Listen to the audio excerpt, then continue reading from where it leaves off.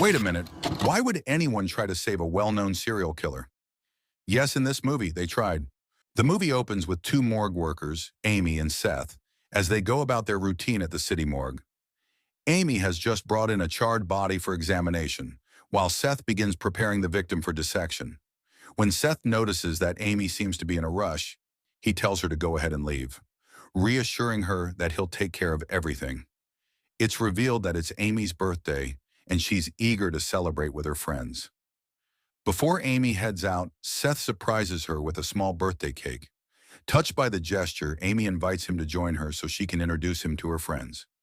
Seth, however, declines, explaining that he has to work the graveyard shift alongside their boss, Holden, and can't leave his post. As Amy is about to leave, a news report catches Holden's attention. He receives a call notifying him that 9 freshly deceased bodies are being transported to the morgue. The victims were killed by the notorious serial killer, Jacob Goodnight, at the Blackwell Hotel. Hearing this, Amy decides to forgo her birthday plans and stay to help with the sudden influx of bodies. Despite Holden and Seth urging her to go enjoy her night, she insists on staying. While Amy calls her friends to cancel, Holden notices Seth's clear affection for her. With a teasing grin, he advises Seth to stop waiting and ask her out already. Meanwhile, paramedics desperately try to save Jacob Goodnight, who is fighting for his life. Despite their best efforts, death ultimately claims him. Back at the morgue, Amy assists Seth with process the bodies, the last one belonging to the infamous serial killer himself, Jacob Goodnight. As they transfer Jacob's body, Amy becomes trapped in an elevator with it, while Seth has to take the stairs. The atmosphere grows tense as a chilling moment shows Jacob's finger twitch ever so slightly. Amy finally reunites with Seth, and they continue preparing the body for processing. As Amy steps out for a moment, she hears her name faintly called from within a room filled with corpses. Curious, she ventures in, only to be grabbed by unseen hands.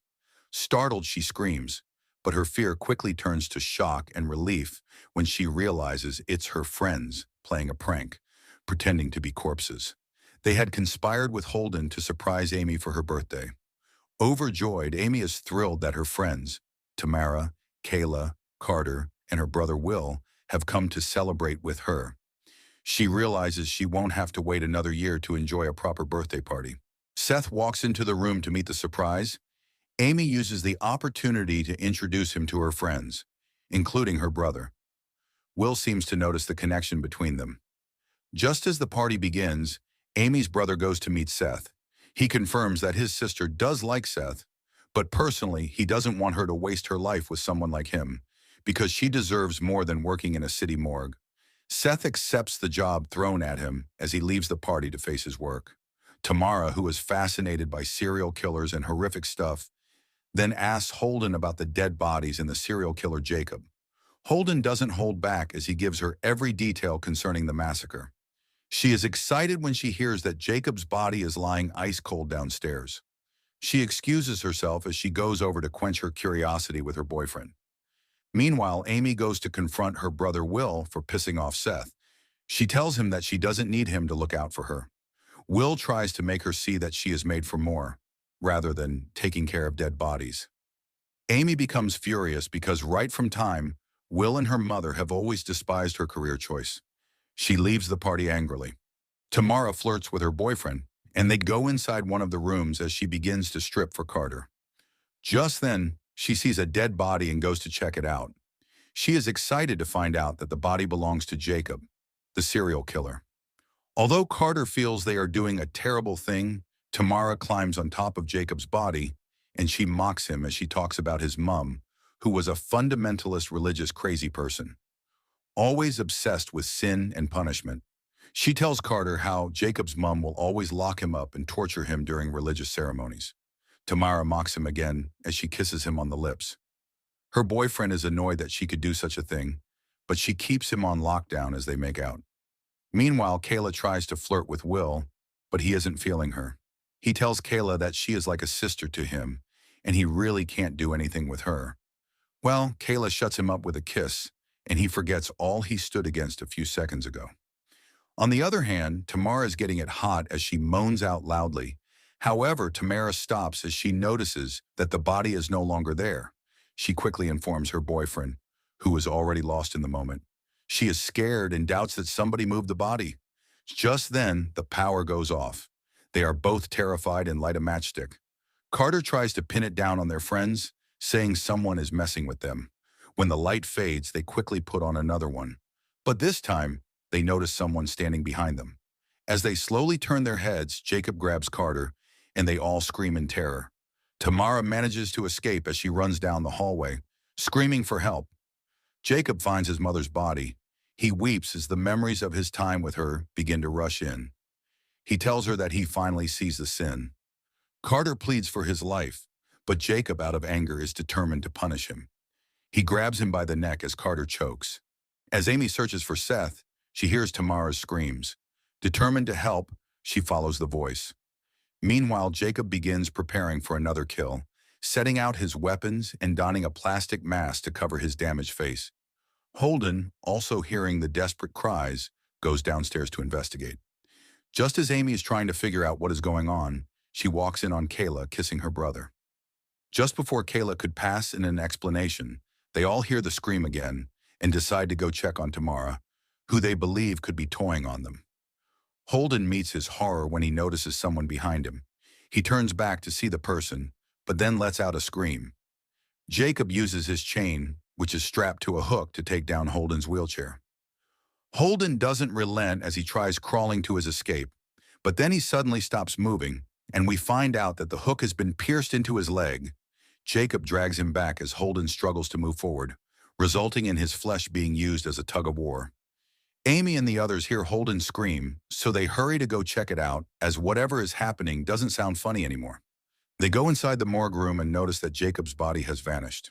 Their suspicions are confirmed when they find Carter's lifeless body in one of the freezers. Suddenly, the light goes off. They are all terrified as they wonder who could have possibly done this to Carter. On the other hand, Seth, who is using the light to work, becomes frustrated as he goes to check out the power source. He notices that everywhere is quiet, so he calls out Amy and Holden. Seth is careful as he is suspicious of something creepy going on. Meanwhile, Amy and her group decide to call the police. However, they quickly realize their phones are locked away in the office upstairs. Armed with a small standby light, they decide to leave the room and head upstairs as they proceed to go find help. They try to look for Tamara, but Amy finds Holden lying dead on the floor. Amy and the others become really afraid. They plan on going upstairs to get the exit door, but are surprised to bump into Tamara. She tells them that Jacob is alive and that he killed Carter. Things become scarier as the killer is revealed to be the psycho Jacob. He had probably faked his death so he would avoid jail. Tamara tells them about how she mocked Jacob by making out with Carter in the morgue.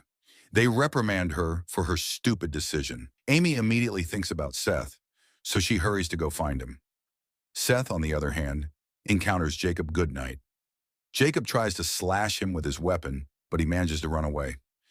Amy and the others climb up the stairways to get to the exit door, but then they realize a particular door that will lead them to the exit is locked, and they are all trapped. While they panic and think of what next to do, Seth appears on the other side of the door. He quickly opens the door before Jacob can get to him. Unfortunately, Jacob grabs him by the neck from the other side. Kayla runs in fear as Will manages to save Seth. Jacob bursts the door open and they all ran in different directions. Kayla turns out to be alone, while Will ends up in a room with his sister. She tries to go help the others as they have been separated, but Will warns her that it is a foolish idea. They get into another argument as Amy tells him that he only cares about himself. Meanwhile, Kayla is left alone as she wanders about looking for a safe room to hide from Jacob. Unfortunately, her time is up as Jacob grabs her neck from behind. She chokes on her blood as Jacob crushes her neck bone. She is left to struggle for life, while Jacob reminisces about his past with his mother. He blames Kayla for being a whore, as God wouldn't help her. Just then, she slowly chokes to death. Will and Tamara, on the other hand, continue their fight for survival. They look for empty rooms to hide in. Luckily, he finds one as he hides Tamara behind the equipment desk while he goes under a table, admonishing her that she should remain quiet no matter what happens. Jacob enters the room as shivers go through Tamara's spine. She shakes uncontrollably when she sees Jacob with a sharp knife. Meanwhile, Will and Amy quickly duck down when they notice Jacob in the other room. They are being separated by a mirror and watch as Jacob can get to any one of them. Jacob approaches Tamara's hiding spot as he bends over to peekaboo. Amy quickly distracts him. She successfully draws Jacob away from Tamara as he proceeds to approach Amy. Seth tells Tamara to use that opportunity to escape, but she couldn't escape her fate as Jacob swings his knife, slicing her soft neck. Tamara dies eventually as Will breaks the glass, signaling Seth to jump over. They all escape the room, but their victory is not for long as Jacob catches up with Will. He grabs him up as he plans to kill him. Amy tries to go back for her brother, but Will pleads with her that she escapes instead. Will put up a fight by stabbing Jacob with a scapular knife, but Jacob bends his hand as he breaks his bones. Seth and Amy continue running for their lives, but they stop when they see Kayla strapped to a door with chains. At this point, Amy becomes fed up as she grabs a weapon, saying she is tired of running and she's going back to help her brother. Although Seth feels they should escape to live to tell the story, he still decides to stick with her as they go back in search of Will. They head back to the room, but then find it so quiet, Amy goes on to lift the linen on one of the corpses, and she is shocked to see her brother tied up. When she removes the duct tape from his mouth, he screams that she should run. Just then, Jacob plunges an electrical knife into his body, killing him. With the death of her beloved brother, Amy becomes mad and uses an axe to attack Jacob. All her attacks prove futile as Jacob gets hold of the axe. He tries to kill Amy, but Seth comes through. He saves Amy, but then gets cut up by the knife, inflicting heavy wound on him. A wounded Seth and Amy desperately flee from the relentless Jacob. At one point, he nearly captures them, but luck is on their side. They manage to find the right key and escape. As they press on, Seth's worsening condition forces Amy to stop and tend to his wound. Taking refuge in a small room, Amy improvises a way to cauterize his injury. During this tense moment, she confides in Seth, admitting that she dropped out of medical school because she felt that, no matter what, everyone ultimately ends up in the morgue. To her, death is inescapable. While scanning the room, Amy notices an open window leading to ground level. She suggests using it to escape.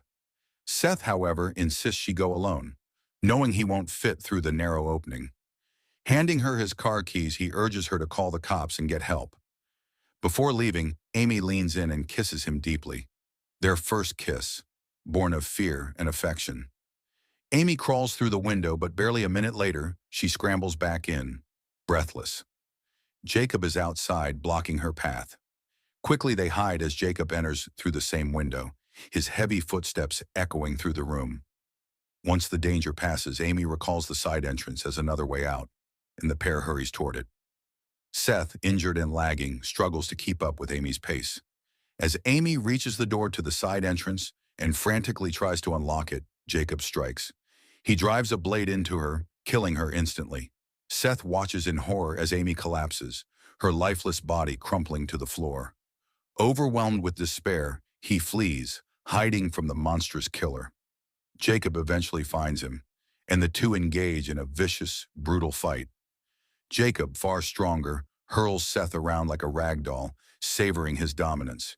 In a desperate last-ditch effort, Seth grabs the nozzle of an embalming machine and impales Jacob. He activates the pump, flooding Jacob's body with embalming chemicals, which finally bring the killer to his knees. Grief-stricken, Seth takes a moment to mourn Amy before stumbling out of the morgue. He gets into his car and drives toward the exit, only to encounter a closed gate. Exiting the vehicle to open it, he feels a creeping sense of unease. Returning to the car, he notices the back seat door is ajar. His heart sinks as he realizes what this means. Jacob is alive and had been hiding in the car all along.